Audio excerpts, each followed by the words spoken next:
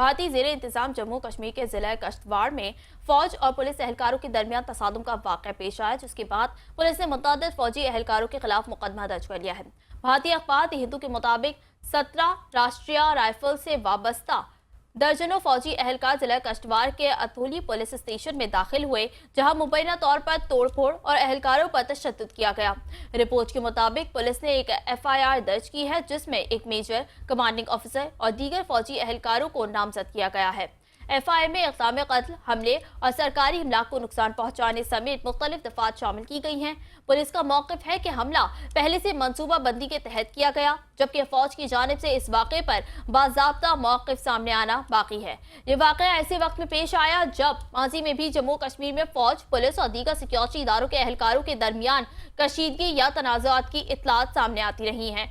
ताहम इस वाक़े के असबाब, जिम्मेदारी और उसके वसी तर सियासी या इदारा जाती असरात के बारे में मुख्तलिफ आरा मौजूद हैं, जिनकी आज़ादाना तहकीकात और मुतल्लिका हुक्काम के मौक़िफ़ का इंतज़ार किया जा रहा है।